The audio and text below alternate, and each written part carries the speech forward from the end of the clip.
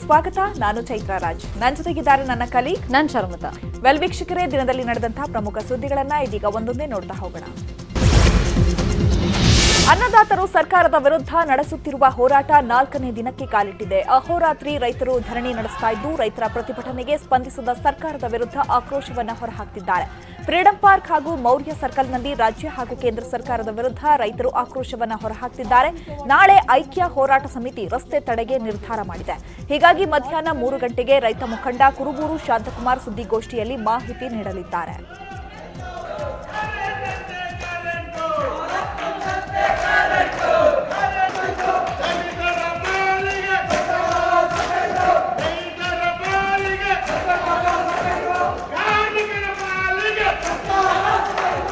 ಕರ್ನಾಟಕ ಬಂದಿಗೆ ಸಂಬಂಧಪಟ್ಟಂಗೆ ತಯಾರಿ ನಡೆಸ್ತಾ ಇದ್ದೀವಿ.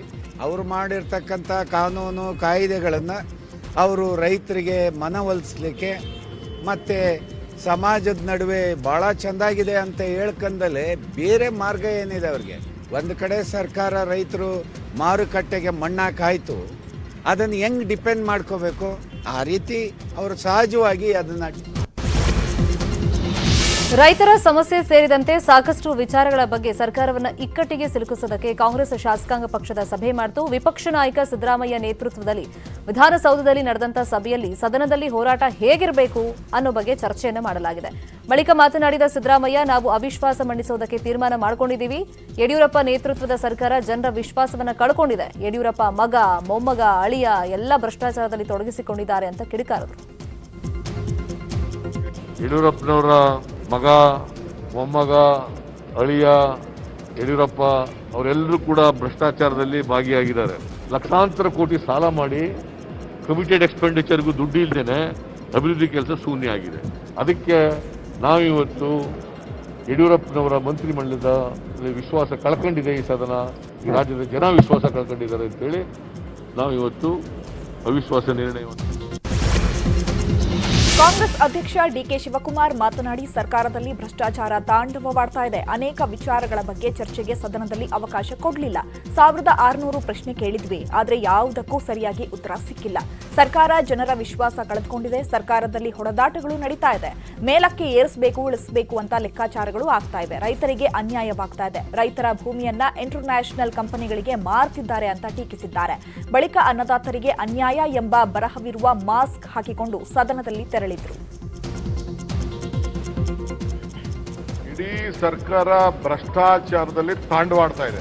ಒಂದು ವರ್ಷದಲ್ಲಿ ಇಷ್ಟು ಕೆಟ್ಟ ಹೆಸರು ಯಾವ ಸರ್ಕಾರಕ್ಕೂ ಬರಲಿಲ್ಲ. ಸೊ ಅನೇಕ ವಿಚಾರಗಳನ್ನ ಚರ್ಚೆ ಮಾಡಕ್ಕೆ ಅವಕಾಶ ಕೊಡ್ಲಿಲ್ಲ. ನಮ್ಮ ಶಾಸಕರು 1600 ಕ್ವಶನ್ಸ್ ಹಾಕಿದ್ರೆ ಅದಕ್ಕೆ ಯಾವುದಕ್ಕೂ ರಿಪ್ಲೈ ಕೊಡ್ಲಿಲ್ಲ. ಈ ಯಡಿಯೂರಪ್ಪನವರ ನೇತೃತ್ವದ ಸಂಪುಟ ಸಂಪೂರ್ಣವಾಗಿ ಜನರ ವಿಶ್ವಾಸವನ್ನ ಕಳ್ಕೊಂಡಿದೆ ಅನ್ನೋದನ್ನ ಇವತ್ತು ಮಂಡಿಸ್ತಾ ಇದ್ದೇವೆ. ಒಡೆದಾಟ ಕಾಂಗ್ರೆಸ್ನಿಂದ ಅವಿಶ್ವಾಸ ನಿರ್ಣಯ ಮಂಡನೆ ಬಗ್ಗೆ ವಿಧಾನಸೌಧದಲ್ಲಿ ಕೃಷಿ ಸಚಿವ ಬಿಸಿ ಪಾಟೀಲ್ ಮಾತನಾಡಿ, ಕಾಂಗ್ರೆಸ್ ಅವರು ವಿರೋಧಿಸಿ ಎಪಿಎಂಸಿ ಕಾಯ್ದೆಯಿಂದ ಯಾವ ರೈತರಿಗೂ ನಷ್ಟ ಇಲ್ಲ. ನಮ್ಮ ಬೆಳೆ ನಮ್ಮ ಹಕ್ಕು ಅಂತ ರೈತ ಎಲ್ಲಿ ಬೇಕಾದರೂ ಬೆಳೆ ಮಾರ್ಕೋಬಹುದು. ರೈತರು ತಮ್ಮ ಬೆಳೆ ಮನೆಯಲ್ಲಾದರೂ ಮಾರ್ಕೊಳ್ಳಿ, ಬೀದಿಯಲ್ಲಾದರೂ ಮಾರ್ಕೊಳ್ಳಿ ಅಂತ ಹೇಳಿದ್ದಾರೆ. ನನ್ನ ಬೆಳೆ ನನ್ನ ಹಕ್ಕು ಅಂತೇಳಿ ಮಾರ್ಕೊಳ್ಳಿಕ್ಕೆ ತಾವು ರೈತ ತನ್ನ ಹೊಲದಲ್ಲಾದರೂ ಮಾರ್ಕೋಬಹುದು, ಮನೆಯಲ್ಲಾದರೂ ಮಾರ್ಕೋಬಹುದು, ಬೀದಿಯಲ್ಲಾದರೂ ಮಾರ್ಕೋಬಹುದು. ಅವ್ರಿಗೆ ಯಾವ ರೀತಿ ಸುಂಕ ಇಲ್ಲ. ಮತ್ತು APMC ಕೆಲವು ಅಧಿಕಾರಿಗಳು ಏನು ರೈತರು ಅವ್ರ ಮನೆ ಬಾಗಿಲಲ್ಲಿ ಮಾರಿದರೆ ನೀವು ಯಾಕೆ ಕಾಯ್ದೆ ಉಲ್ಲಂಘನೆ ಮಾಡಿದ್ರಿ ಅಂತ ಹೋಗಿ ಅವ್ರಿಗೆ ದಂಡ ಹಾಕ್ತಿದ್ರು. ಆ ದಂಡ ಹಾಕೋಂಗಿಲ್ಲ. ಅದೆಲ್ಲ ಅನುಕೂಲ ಮಾಡಿಕೊಟ್ಟಿದೆ. ಅನುಕೂಲ ಮಾಡಿಕೊಟ್ಟ ಮೇಲೂ ಕೂಡ ಅದು ರೈತರಿಗೆ ಅನ್ಯಾಯ ಅಂತ ಹೇಳಿದ್ರೆ ಯಾವ ರೀತಿ ಅನ್ಯಾಯ ಆಗ್ತದೆ ಹೇಳಬೇಕಲ್ಲ, ಯಾವ ರೀತಿ ಅನ್ಯಾಯ ಆಗ್ತದೆ ಅಂತ. ಮಾಡಲಿ ಬಿಡಿ, ಕಾಂಗ್ರೆಸ್ನವ್ರು ಅವಿಶ್ವಾಸ ಮಾಡಿದ್ರೆ ಅದಕ್ಕೆ ಎದುರ್ಕೊಂಡು ಕುಂದ್ರಕ್ಕಾಗುತ್ತಾ? ವಿರೋಧ ಮಾಡ್ತಾರಂತ ಅವ್ರು ಹೇಳ್ದಂಗೆ ಕೇಳ್ಕೊಂಡು ಸರ್ಕಾರ ಆಡಳಿತ ನಡೆಸೋಕ್ಕಾಗೋದಿಲ್ಲ. ತಿರುಪತಿ ತಿಮ್ಮಪ್ಪನ ದರ್ಶನಕ್ಕಾಗಿ ನಿನ್ನೆ ತಿರುಮಲಕ್ಕೆ ತೆರಳಿದ್ದ ಸಿಎಂ ಬಿಎಸ್ ಯಡಿಯೂರಪ್ಪ ಇಂದು ವಾಪಸ್ಸಾಗಿದ್ದು, ವಿಧಾನಸಭೆ ಕಲಾಪಕ್ಕೆ ಹಾಜರಾಗಲು ಸಿಎಂ ಬಿಎಸ್ ಯಡಿಯೂರಪ್ಪ ಆಗಮಿಸಿದ್ದಾರೆ. ಬಿಜೆಪಿಯಲ್ಲಿ ನಾಯಕತ್ವ ಬದಲಾವಣೆ ವಿಚಾರ ಮುನ್ನೆಲೆಗೆ ಬರ್ತಾ ಇರೋ ಟೈಮ್ನಲ್ಲಿ ಎಚ್ಚೆತ್ತುಕೊಂಡಿರೋ ಸಿಎಂ ಬಿಎಸ್ ಯಡಿಯೂರಪ್ಪ ನಾಳೆ ರಾತ್ರಿ ಡಿನ್ನರ್ ಮೀಟಿಂಗ್ ಕರೆದಿದ್ದಾರೆ. ಖಾಸಗಿ ಹೋಟೆಲ್ನಲ್ಲಿ ಶಾಸಕಾಂಗ ಸಭೆ ಕರೆದಿರೋ ಸಿಎಂ ಯಡಿಯೂರಪ್ಪ ಶಾಸಕರ ವಿಶ್ವಾಸವನ್ನು ಗಳಿಸುವುದಕ್ಕೆ ಮುಂದಾಗಿದ್ದಾರೆ ಅಂತ ಹೇಳಲಾಗ್ತಾ ಇದೆ. ನಾಯಕತ್ವ ಬದಲಾವಣೆ ವಿಚಾರ, ಕ್ಷೇತ್ರ ಅಭಿವೃದ್ಧಿ ಆಗ್ತಾ ಇಲ್ಲ, ಅನುದಾನ ಬಿಡುಗಡೆ ಆಗ್ತಾ ಇಲ್ಲ, ಪುತ್ರ ವಿಜೇಂದ್ರ ಮೇಲಿನ ಭ್ರಷ್ಟಾಚಾರ ಆರೋಪ, ಎಲ್ಲದರ ಬಗ್ಗೆ ಶಾಸಕರ ಜೊತೆ ಚರ್ಚೆ ಮಾಡ್ತಾರೆ ಅಂತ ಹೇಳಲಾಗ್ತಾ ಇದೆ. ವಕ್ಫ್ ಆಸ್ತಿ ಕಬಳಿಕೆ ವರದಿ ಮಂಡನೆ ಆಗಿದೆ. ವರದಿ ಮಂಡನೆಗೆ ಸುಪ್ರೀಂ ಕೋರ್ಟ್ ಕೂಡ ಸೂಚನೆ ನೀಡಿತ್ತು. 230 ಲಕ್ಷ ಅಂದ್ರೆ 2,30,000 ಕೋಟಿ ಮೌಲ್ಯದ ಆಸ್ತಿ ಕಬಳಿಕೆ ಆಗಿದ್ದ ಪ್ರಕರಣದಲ್ಲಿ 28,000 ಎಕರೆ ವಕ್ಫ್ ಆಸ್ತಿ ಕಬಳಿಕೆ ಆಗಿರುವ ಬಗ್ಗೆ ವರದಿ ಸಿದ್ಧವಾಗಿದೆ. ಬೆಂಗಳೂರು, ಬೀದರ್, ಕೊಪ್ಪಳ, ಮೈಸೂರು, ಕಲಬುರಗಿ ಜಿಲ್ಲೆಯಲ್ಲಿ ವಕ್ಫ್ ಭೂಮಿ ಕಬಳಿಕೆ ಬಗ್ಗೆ ವರದಿಯಲ್ಲಿ ಉಲ್ಲೇಖ ಮಾಡಲಾಗಿದೆ. ಕಾಂಗ್ರೆಸ್ನ ಘಟಾನುಘಟಿ ನಾಯಕರ ಹೆಸರು ಕೂಡ ವರದಿಯಲ್ಲಿ ಸೇರಿದೆ ಅಂತ ಹೇಳಲಾಗ್ತಾ ಇದೆ.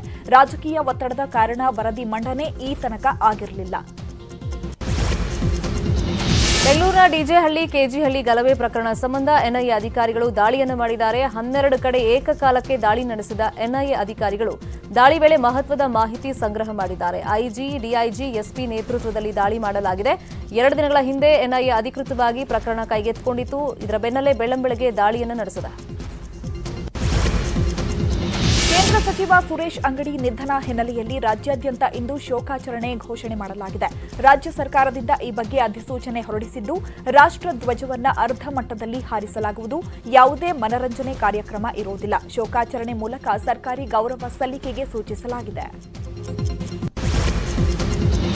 ಇನ್ನು ಕೇಂದ್ರ ಸಚಿವ ಸುರೇಶ್ ಅಂಗಡಿ ನಿಧನದಿಂದ ಹುಟ್ಟೂರು ಬೆಳಗಾವಿಯ ಕೆಕೆ ಕೊಪ್ಪದ ನಾಗಿರಹಳ್ಳಿ ಗ್ರಾಮದಲ್ಲಿ ನೀರವ ಮೌನ ಆವರಿಸಿದೆ. 1 ವಾರದ ಹಿಂದೆಯಷ್ಟೇ ಗ್ರಾಮಕ್ಕೆ ಭೇಟಿ ನೀಡಿದ ಸುರೇಶ್ ಅಂಗಡಿ ದೆಹಲಿಗೆ ತೆರಳೋಕ್ಕೂ ಮುಂಚೆ ಹುಟ್ಟೂರಲ್ಲಿದ್ದಂಥ ತಾಯಿಯನ್ನ ಭೇಟಿ ಮಾಡಿ ಹೋಗಿದ್ರು. ಅಧಿವೇಶನದಲ್ಲಿ ಪಾಲ್ಗೊಂಡು ವಾಪಸ್ ಬರೋದಾಗಿ ಹೇಳಿದ ಸುರೇಶ್ ಅಂಗಡಿ ಪ್ರತಿ ವಾರಕ್ಕೊಮ್ಮೆ ತಾಯಿಯನ್ನು ನೋಡೋದಕ್ಕೆ ಗ್ರಾಮಕ್ಕೆ ಬರ್ತಿದ್ರು ಅಂತ ಹೇಳಲಾಗಿದೆ. ಸುರೇಶ್ ಅಂಗಡಿ ತಾಯಿ ಸೋಮವ್ವ ಚನ್ನಬಸಪ್ಪ ಅಂಗಡಿ ಮಗನನ್ನ ನೆನೆದು ಕಣ್ಣೀರು ಹಾಕಿದ್ದಾರೆ.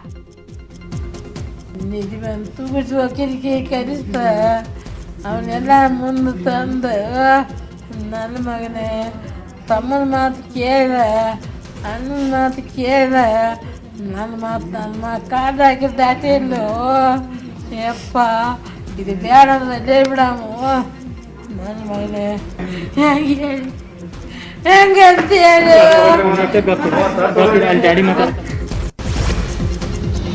ಕೊರೋನಾ ಸೋಂಕಿನಿಂದ ಕೇಂದ್ರ ಸಚಿವ ಸುರೇಶ್ ಅಂಗಡಿ ನಿಧನ ಆಗಿರುವ ಹಿನ್ನೆಲೆಗೆ ಬೆಳಗಾವಿ ಸಂಪಿಗೆ ನಗರದ ನಿವಾಸದಲ್ಲಿ ನೀರವ ಮೌನ ಆವರಿಸಿದೆ. ಸ್ವಗ್ರಾಮದಲ್ಲಿ ಅಂತ್ಯಕ್ರಿಯೆ ನಡೆಸಲು ಅವಕಾಶ ಸಿಗದ ಹಿನ್ನೆಲೆಯಲ್ಲಿ ಕುಟುಂಬ ಸದಸ್ಯರ ಆಕ್ರಂದನ ಮುಗಿಲು ಮುಟ್ಟಿದೆ. ಸುರೇಶ್ ಅಂಗಡಿ ಪುತ್ರಿ ಸ್ಫೂರ್ತಿ, ಮೊಮ್ಮಗಳು ರಿಧಿಶಾ ಸೇರಿದಂತೆ 9 ಜನರು ದೆಹಲಿಗೆ ತೆರಳಿದ್ದಾರೆ. ಸಂಜೆ 4:30ಕ್ಕೆ ಅಂತ್ಯಕ್ರಿಯೆ ನಡೆಸಲು ಕುಟುಂಬಸ್ಥರು ತೀರ್ಮಾನ ಮಾಡಿದ್ದಾರೆ. ಬ್ಯಾಳಯ್ಯ ಹಿರೇಮಠ ಗುರುಗಳನ್ನ ಜೊತೆಯಲ್ಲಿ ಕರ್ಕೊಂಡು ಹೋಗಿದ್ದು, ಬಾಳಯ್ಯ ಗುರುಗಳ ಸಮ್ಮುಖದಲ್ಲಿ ಅಂತಿಮ ವಿಧಿವಿಧಾನ ನಡೆಯುವ ಸಾಧ್ಯತೆ ಇದೆ.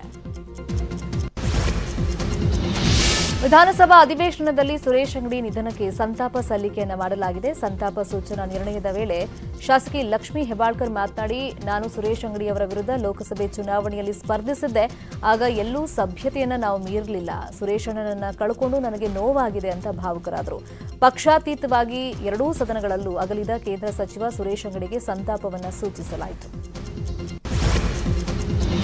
ದೆಹಲಿಯಲ್ಲಿ ಕೇಂದ್ರ ಸಚಿವ ಸುರೇಶ್ ಅಂಗಡಿಗೆ ಶ್ರದ್ಧಾಂಜಲಿ ಸಲ್ಲಿಸಲಾಗಿದೆ. ದೆಹಲಿಯ ಕರ್ನಾಟಕ ಭವನದಲ್ಲಿ ಬಿಜೆಪಿ ನಾಯಕರು ಶ್ರದ್ಧಾಂಜಲಿ ಸಭೆ ನಡೆಸಿದ್ದಾರೆ. ಸಂಸದೆ ಶೋಭಾ, ಜಿಎಂ ಸಿದ್ದೇಶ್ವರ್, ಸಚಿವ ಸೋಮಣ್ಣ ಸೇರಿದಂತೆ ಮತ್ತಿತರ ಮುಖಂಡರು ಭಾಗಿಯಾಗಿದ್ದರು. ಕೇಂದ್ರ ಸಚಿವ ಸುರೇಶ್ ಅಂಗಡಿ ನಿಧನಕ್ಕೆ ಸಂತಾಪ ಸೂಚಿಸಿರುವಂತಹ ಕೆಎಸ್ ಈಶ್ವರಪ್ಪ, ಮರಾಠಿಗರು, ಕನ್ನಡಿಗರು ಬೆಳಗಾವಿಯಲ್ಲಿ ಹೊಂದಾಣಿಕೆಯಿಂದ ಇರಬೇಕು ಅನ್ನೋ ಭಾವನೆ ಅಂಗಡಿ ಅವರದಾಗಿತ್ತು. ಹಾಗೆ ನಡ್ಕೊಂಡ್ರು, ಅವರ ಆತ್ಮಕ್ಕೆ ಶಾಂತಿ ಸಿಗಲಿ ಅಂತ ಹೇಳಿದ್ದಾರೆ. ಸಚಿವ ಸಿಟಿ ರವಿ ಮಾತನಾಡಿ, ಸುರೇಶ್ ಅಂಗಡಿ ಅವರ ನಿಧನದಿಂದ ರಾಜ್ಯಕ್ಕೆ ದೊಡ್ಡ ನಷ್ಟ ಆಗಿದೆ. ಮತ್ತೆ ಲಾಕ್ಡೌನ್ ವಿಚಾರ ಯೋಚನೆ ಮಾಡಬೇಕಾದಂಥ ಸ್ಥಿತಿ ಇದೆ.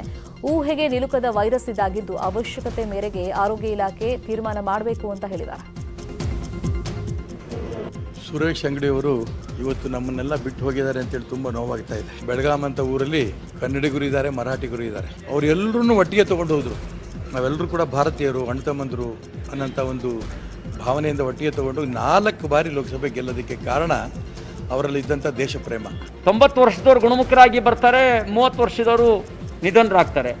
ಇದನ್ನು ನೋಡಿದಾಗ ನಮ್ಮ ಊಹೆಗೆ ನಿಲುಕದ ವೈರಸ್ ಇದು ಕೊರೋನಾ ಅಂಥೇಳಿ ಅನಿಸುತ್ತೆ.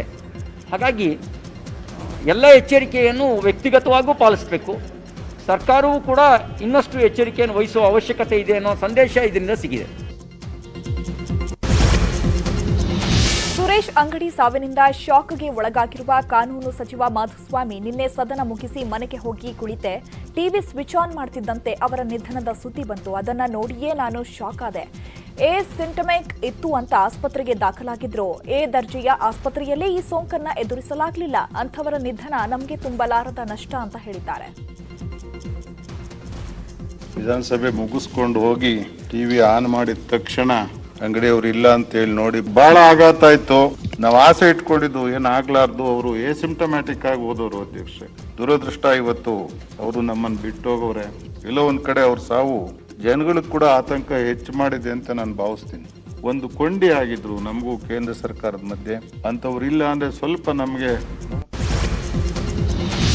ಕೊರೋನಾ ವಿಚಾರದಲ್ಲಿ ಕೇಂದ್ರ ಸರ್ಕಾರವನ್ನ ಮಾಜಿ ಸಚಿವ ಎಂಬಿ ಪಾಟೀಲ್ ಟೀಕಿಸಿದ್ದಾರೆ. ಮೊದಲು ಲಾಕ್ಡೌನ್ ಮಾಡುವಾಗ ನೋಟ್ ಬ್ಯಾನ್ ತರ ಏಕಾಏಕಿ ಮಾಡಿದ್ರು. ಆದ್ರೆ ಸಿಂಗಾಪುರ್ನಲ್ಲಿ ನೋಟಿಸ್ ಕೊಟ್ಟು ಎಚ್ಚರಿಸಿದ್ರು. ಆದ್ರೆ ನಮ್ಮಲ್ಲಿ ಹಾಗೆ ಮಾಡಲಿಲ್ಲ. ಸಿಟಿಗಳಲ್ಲಿ ಇದ್ದ ಕೊರೋನಾ ಅಲೆ ಹಳ್ಳಿಗಳಲ್ಲಿ ತಲುಪಿದೆ. ಮತ್ತೆ ಲಾಕ್ಡೌನ್ ವಿಚಾರವಾಗಿ ಚರ್ಚೆಯ ಅಗತ್ಯ ಇದೆ ಅಂತ ಹೇಳಿದ್ದಾರೆ. ಮೊದಲು ಲಾಕ್ಡೌನ್ ಮಾಡುವಾಗ ಅವರು ಆ ನೋಟ್ ಬ್ಯಾನ್ ತರ ಇವತ್ತು ದಿವಸ 8 ಗಂಟೆಗೆ ಇದು ಮಾಡಿ 12 ಗಂಟೆಗೆ ಇವತ್ತು ದಿವಸ ಲಾಕ್ಡೌನ್ ಮಾಡಿದ ನೋಡಿದ್ವಿ. ಸಿಂಗಾಪುರ್ ಅಂತ ಸಣ್ಣ ದೇಶದಲ್ಲಿ 5 ದಿವಸ ನೋಟಿಸ್ ಕೊಟ್ಟರು. ನಾವು ಹಳ್ಳಿಯಲ್ಲಿ ನೋಡ್ತೀವಿ, ಯಾರು ಮಾಸ್ಕ್ ಹಾಕಲ್ಲ, ಆ ಸಾಮಾಜಿಕ ಅಂತರ ಇಲ್ಲ, ಎಲ್ಲೋ ಇದನ್ನ ಸರ್ಕಾರ ನಿರ್ಲಕ್ಷ್ಯ ಮಾಡಿ ಸಡ್ಲು ಬಿಟ್ಟು ಇದಕ್ಕೆ ಇವತ್ತು ಗ್ರಾಮೀಣ ಮಟ್ಟದಲ್ಲಿ ಇವತ್ತು ದಿವಸ ಬಹಳ ದೊಡ್ಡ ಅನಾಹುತ ಆಗ್ಲಿಕ್ಕೆ ಸಾಧ್ಯತೆ ಇದೆ. ಈ ಲಾಕ್ಡೌನ್ ವಿಚಾರದಲ್ಲಿ ಇವತ್ತು ಹಳ್ಳಿಯಲ್ಲಿ ಲಾಕ್ಡೌನ್ ಮಾಡ್ಬೇಕಾ, ಎಲ್ಲಿ ಲಾಕ್ಡೌನ್ ಮಾಡಿದ್ರೆ ಯಾವ ರೀತಿ ನೀವು ಲಾಕ್ಡೌನ್ ಮಾಡ್ತೀರಾ, ಏನು ಶೂಟಿಂಗ್ ಸಮಯದಲ್ಲೇ ಹೃದಯಾಘಾತದಿಂದ ಹಿರಿಯ ನಟ ರಾಕ್ಲೈನ್ ಸುಧಾಕರ್ ಸಾವನ್ನಪ್ಪಿದ್ದಾರೆ. ಕೆಎಂ ಶಶಿಧರ್ ನಿರ್ದೇಶಿಸುತ್ತಿರುವ ಪುಷ್ಕರ್ ಮಲ್ಲಿಕಾರ್ಜುನ್ ನಿರ್ಮಿಸುತ್ತಿರುವ ಶುಗರ್ಲೆಸ್ ಸಿನಿಮಾ ಶೂಟಿಂಗ್ ವೇಳೆ ನಟ ರಾಕ್ಲೈನ್ ಸುಧಾಕರ್ಗೆ ಹೃದಯಾಘಾತ ಆಗಿತ್ತು. ಅಜಿತ್, ಉಡುಂಬಾ, ಟೋಪಿವಾಲಾ, ಝೂಮ್, ಚಮಕ್, ಪಟಾಕಿ ಸೇರಿದಂತೆ ಸುಮಾರು 50ಕ್ಕೂ ಹೆಚ್ಚು ಚಿತ್ರಗಳಲ್ಲಿ ನಟಿಸಿದ್ರು. ಕೆಲ ದಿನಗಳ ಹಿಂದಷ್ಟೇ ಕೊರೋನಾ ಸೋಂಕು ತಗುಲಿ ಚಿಕಿತ್ಸೆ ಪಡೆದು ಸಾವು ಗೆದ್ದು ಬಂದಿದ್ದ ರಾಕ್ಲೈನ್ ಸುಧಾಕರ್ ಸಿನಿಮಾ ಚಿತ್ರೀಕರಣದ ವೇಳೆಯಲ್ಲಿ ವಿಧಿವಶರಾಗಿದ್ದಾರೆ. ಕೊರೋನಾ ನಡುವೆ ವೈದ್ಯರು ಮತ್ತೆ ಪ್ರತಿಭಟನೆಗೆ ಇಳಿದಿದ್ದಾರೆ. ವೈದ್ಯಕೀಯ ಮತ್ತು ಅರೆ ವೈದ್ಯಕೀಯ ನ್ಯಾಷನಲ್ ಹೆಲ್ತ್ ಮಿಷನ್ ಅಡಿಯಲ್ಲಿ ಕಾರ್ಯನಿರ್ವಹಿಸುತ್ತಾ ಇರುವಂತಹ ಸಿಬ್ಬಂದಿಯಿಂದ ಪ್ರತಿಭಟನೆ ಮಾಡೋದಕ್ಕೆ ಅವರು ನಿರ್ಧಾರಕ್ಕೆ ಬಂದಿದ್ದಾರೆ. ರಾಜ್ಯಾದ್ಯಂತ ಪ್ರತಿಭಟನೆಗೆ ಮುಂದಾಗಿದ್ದು ಸಮಾನ ಕೆಲಸಕ್ಕೆ ಸಮಾನ ವೇತನ ಕೊಡುವಂತೆ ಆಗ್ರಹಿಸಿ ಪ್ರತಿಭಟನೆಯನ್ನು ಮಾಡ್ತಾ ಇದ್ದು ಇವತ್ತು ಕೆಲಸಕ್ಕೆ ಹಾಜರಾಗದೇ ಇರೋದಕ್ಕೆ ಸರ್ಕಾರಿ ಗುತ್ತಿಗೆ ಹಾಗೂ ಹೊರಗುತ್ತಿಗೆ ವೈದ್ಯರು ನಿರ್ಧಾರಕ್ಕೆ ಬಂದಿದ್ದಾರೆ.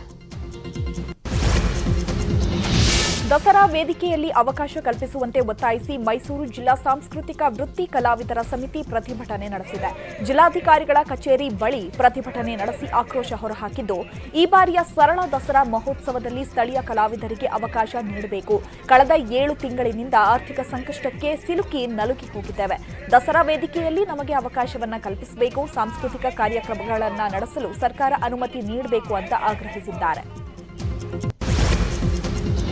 ಗದಗ್ನಲ್ಲಿ ಸತತವಾಗಿ ಸುರಿತಾ ಇರೋ ಮಳೆ ಹಿನ್ನೆಲೆಯಲ್ಲಿ ಅಂತರ್ಜಲ ಮಟ್ಟ ಏರಿಕೆಯಾಗಿದೆ. ಅಂತರ್ಜಲದಿಂದ ಕೊಳವೆ ಬಾವಿಯಿಂದ ನೀರು ಉಕ್ಕಿ ಹರಿತಾ ಇದೆ. ಗದಗ ಜಿಲ್ಲೆ ಲಕ್ಷ್ಮೇಶ್ವರ ತಾಲೂಕಿನ ಅಡರಕಟ್ಟಿ ಗ್ರಾಮದಲ್ಲಿ ಕುಡಿಯೋ ನೀರು ಪೂರೈಕೆ ಮಾಡ್ತಿರುವಂತಹ ಕೊಳವೆ ಬಾವಿಯಲ್ಲಿ ನೀರು ಉಕ್ತಾ ಇದೆ. ಅಂತರ್ಜಲ ಮಟ್ಟ ಹೆಚ್ಚಿಗೆ ಆಗಿರೋದ್ರಿಂದ ರೈತರು ಫುಲ್ ಖುಷಿಯಾಗಿದ್ದಾರೆ.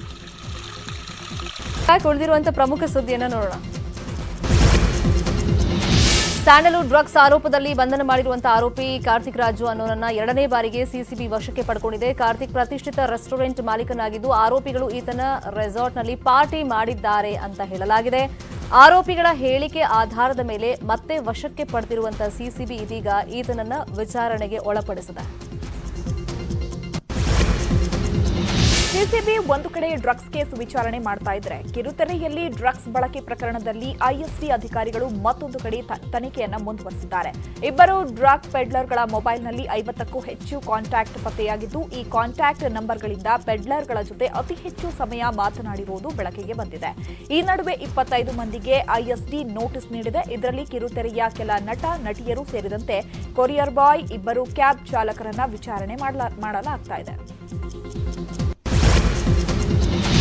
ಸರ್ಕಾರಿ ಕರ್ತವ್ಯದಲ್ಲಿ ಇದ್ಕೊಂಡೇ ಆರೋಪಿ ಜೊತೆ ಸ್ನೇಹ ಬೆಳೆಸಿ ಗೂಢಚಾರಿ ಕೆಲಸ ಮಾಡಿದ ಎಸಿಪಿಯನ್ನ ಅಮಾನತು ಮಾಡಲಾಗಿದೆ. ಹಣದಾಸೆಗೆ ಪೊಲೀಸ್ ಕಸ್ಟಡಿಯಲ್ಲಿರುವಂತಹ ಆರೋಪಿ ವೀರೇನ್ ಖನ್ನಾನಿಗೆ ಮೊಬೈಲ್ ಕೊಟ್ಟು ಸ್ನೇಹಿತರೊಂದಿಗೆ ಚರ್ಚಿಸೋದಕ್ಕೆ ಸಹಕಾರ ನೀಡಿದ್ದಾರೆ ಅಂತ ಹೇಳಲಾಗ್ತಾ ಇದೆ. ಮಧ್ಯರಾತ್ರಿ ಹಾಗೆಯೇ ಮುಂಜಾನೆ ಟೈಮ್ನಲ್ಲಿ ಫೋನ್ ಕೊಟ್ಟು ಸಿಸಿಬಿ ತನಿಖೆ ಬಗ್ಗೆ ಮಾಹಿತಿ ಸೋರಿಕೆ ಮಾಡ್ತಾ ಇದ್ರು ಅಂತ ಹೇಳಲಾಗಿದೆ. ಎಸ್ಕೇಪ್ ಆಗಿರೋ ಮತ್ತೊಬ್ಬ ಆರೋಪಿ ಶೇಖ್ ಫಾಜಿಲ್ ಕುಟುಂಬಸ್ಥರಿಗೂ ಹೆಡ್ ಕಾನ್ಸ್ಟೇಬಲ್ ಮಲ್ಲಿಕಾರ್ಜುನ್ ಮಾಹಿತಿ ನೀಡ್ತಾ ಇದ್ದ ಅಂತ ಹೇಳಲಾಗ್ತಾ ಇದೆ.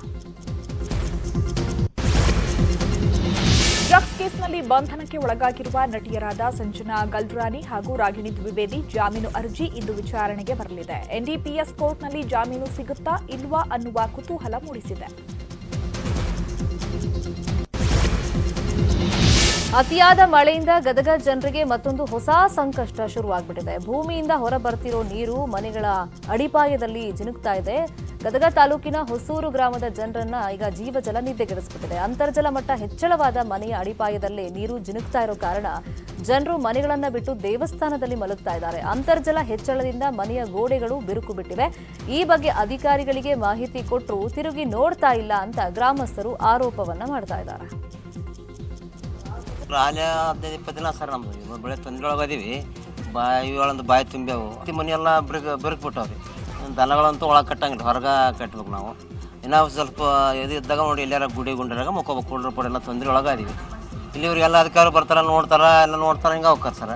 ಭಾಳ ತೊಂದರೆ ಒಳಗೆ ಸರ್. ಪ್ರತಿಯೊಂದು ಮನೆಯೊಳಗೆ, ಅಂಗಳದೊಳಗೆ, ಹಕ್ಕಿ ಒಳಗೆ, ಒಲಿ ತಗ್ನಾಗ ಸಹಿತ ನೀರು ಜವಳಿಟ್ಟು ಜಲ ಬಸಿತಾ ಐತಿ. ಪ್ರತಿಯೊಂದು ಮನೆಯೊಳಗೂ ಇಲ್ಲೇ ಈ ಭಾಗದೊಳಗೆ ಭಾಳ ಅಂದ್ರೆ ಭಾಳ ತೊಂದರೆ ಅನಿಸ್ತಾರ. ಪೊಲೀಸರು ವಿಜಯಪುರ ಕೇಂದ್ರ ಕಾರಾಗೃಹದ ಮೇಲೆ ಬೆಳ್ಳಂಬೆಳಗ್ಗೆ ದಾಳಿಯನ್ನು ನಡೆಸಿದ್ದಾರೆ. ವಿಜಯಪುರ ಎಎಸ್ಪಿ ಡಾಕ್ಟರ್ ರಾಮ ಲಕ್ಷ್ಮಣ ಅರಸಿದ್ದಿ ನೇತೃತ್ವದಲ್ಲಿ ಈ ದಾಳಿ ನಡೆದಿದ್ದು ಇಡೀ ಜೈಲನ್ನು ಹುಡುಕಾಟ ಮಾಡಿದ್ದಾರೆ. 3 ಮೊಬೈಲ್ ಮತ್ತು ಸಿಮ್ ಕಾರ್ಡ್, 1 ಹೆಚ್ಚುವರಿ ಸಿಮ್, ಮೊಬೈಲ್ ಚಾರ್ಜರ್ಗಳು, ಬ್ಯಾಟರಿಗಳು, ಇಯರ್ಫೋನ್, ತಂಬಾಕು ಮತ್ತು ಸಿಗರೇಟ್ ಪ್ಯಾಕೆಟ್ಗಳನ್ನು ಜಪ್ತಿ ಮಾಡಲಾಗಿದೆ. ಜಿಲ್ಲಾ ಕಾರಾಗೃಹದಲ್ಲಿ ಔಚಕವಾಗಿ ದಾಳಿ ಮಾಡಿ ಅಲ್ಲಿ ತಪಾಸಣೆ ಮಾಡಿದ್ದಾರೆ. ಈ ತಪಾಸಣೆ ಸಮಯದಲ್ಲಿ 3 ಮೊಬೈಲ್ ವಿತ್ ಸಿಮ್, ಇನ್ನೊಂದು ಎಕ್ಸ್ಟ್ರಾ ಸಿಮ್ ಸಿಕ್ಕಿದೆ. ಜೊತೆಗೆ ಬ್ಯಾಟ್ರಿ ಚಾರ್ಜರ್ಸ್, ಇಯರ್ಫೋನ್ಸ್, ಕೆಲವು ಸಿಗರೇಟ್ ಮತ್ತು ತಂಬಾಕು ಪ್ಯಾಕೆಟ್ಸ್ ಕೂಡ ಸಿಕ್ಕಿದೆ. ಇದು ಎಲ್ಲ ಈಗ ನಾವು 2 ಗಂಟೆ ಕಾರ್ಯಾಚರಣೆ ಮಾಡಿ ನಮ್ಮ ಕಸ್ಟಡಿ ತೊಗೊಂಡಿದ್ದೀವಿ. ಮತ್ತು ಈ ಮೊಬೈಲ್ ಮತ್ತು ಸಿಮ್ ಯಾರು ಬಳಕೆ ಮಾಡ್ತಾ ಇದ್ರು ಅದರದ್ದು ನಾವೀಗ ವಿಚಾರಣೆ ಮಾಡ್ತಾ ಇದ್ದೀವಿ. ವಿಷಪ್ರಸಾದ ದುರಂತದ ಹಿನ್ನೆಲೆಯಲ್ಲಿ ಕಳೆದ 2 ವರ್ಷಗಳಿಂದ ಬಂದ್ ಆಗಿರುವ ಚಾಮರಾಜನಗರ ಜಿಲ್ಲೆ ಸುಳ್ವಾಡಿಯ ಕಿಚ್ಗುತ್ ಮಾರಮ್ಮ ದೇವಸ್ಥಾನ ಅಕ್ಟೋಬರ್ 20ಕ್ಕೆ ಮತ್ತೆ ತೆರೆಯಲಿದೆ. ದೇವಾಲಯದಲ್ಲಿ ನಡೆದಿರುವ ಘಟನೆಯ ಪರಿಹಾರಕ್ಕಾಗಿ ಶಾಸ್ತ್ರ ಸಂಪ್ರದಾಯದಂತೆ ಪ್ರಾಯಶ್ಚಿತ್ತಾದಿ, ಪೂಜಾ ಹೋಮ ಸೇರಿದಂತೆ ಧಾರ್ಮಿಕ ಕಾರ್ಯಗಳನ್ನು ನಡೆಸಲಾಗುವುದು ಅಂತ ಮುಜರಾಯಿ ಸಚಿವರು ತಿಳಿಸಿದ್ದಾರೆ. 2009ರ ನಂತರ ಭೀಕರ ಮಳೆಯನ್ನ ರಾಯಚೂರು ಜಿಲ್ಲೆಯಲ್ಲಿ ಕಾಡ್ತಾ ಇದೆ. ಕಳೆದ 10 ದಿನಗಳಿಂದ ಸುರಿದ ಮಳೆಯು ಭಾರೀ ಅನಾಹುತವನ್ನು ಉಂಟು ಮಾಡಿದ್ದು ಸಾವಿರಾರು ಮನೆಗಳು ಇವಾಗ ಬಿದ್ದು ಹೋಗ್ಬಿಟ್ಟಿದೆ. ಗ್ರಾಮಗಳ ಸಂಪರ್ಕ ರಸ್ತೆಗಳು ಸಂಪೂರ್ಣವಾಗಿ ಕೊಚ್ಚಿಕೊಂಡು ಹೋಗಿವೆ. ಮೊದಲು ವಾರದ ಮಳೆ ಸಮೀಕ್ಷೆ ಪ್ರಕಾರ 79 ಕೋಟಿ ನಷ್ಟ ಆಗಿದೆ.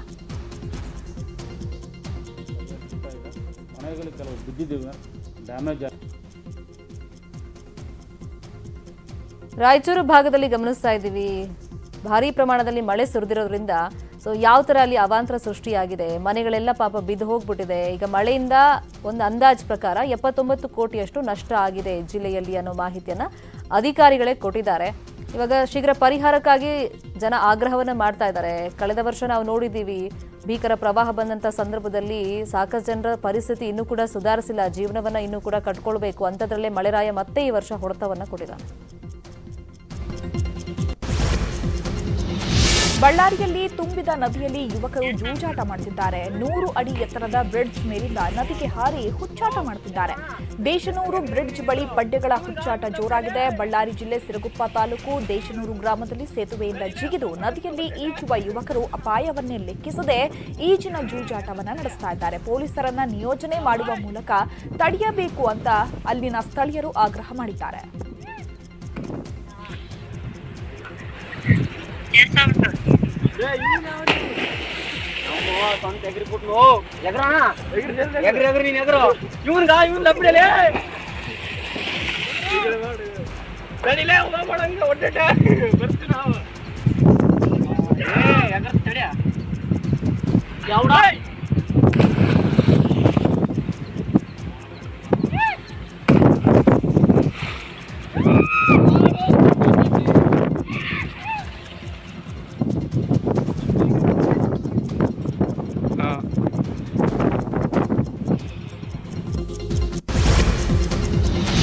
ಮೇಘಾಲಯದ ದುಮ್ನಿಕೂರ ಪ್ರದೇಶದಲ್ಲಿ ಮರದ ಬ್ರಿಡ್ಜ್ ಒಂದು ಜನರ ಕಣ್ಣೆದುರು ನೀರಲ್ಲಿ ಕೊಚ್ಚಿಕೊಂಡು ಹೋಗಿದೆ. ಜಿಲ್ಲಾ ಕೇಂದ್ರ ಭಾಗಮಾರದಿಂದ 40 ಕಿಲೋಮೀಟರ್ ದೂರದಲ್ಲಿರುವಂತಹ ತುರಾ ಹಾಗೂ ಬಾಗ್ಮಾರ ನಡುವೆ ಸಂಪರ್ಕವನ್ನ ಈ ಸೇತುವೆ ಕಲ್ಪಿಸ್ತಾ ಇತ್ತು.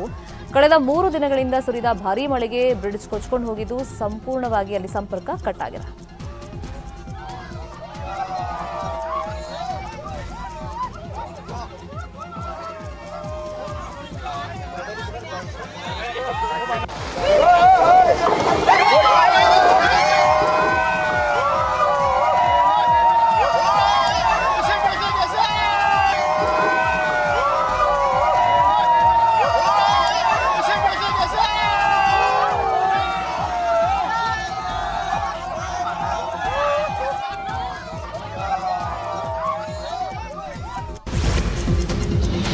ಇವೆಷ್ಟು ಈ ಹೊತ್ತಿನ ಪ್ರಮುಖ ಸುದ್ದಿ.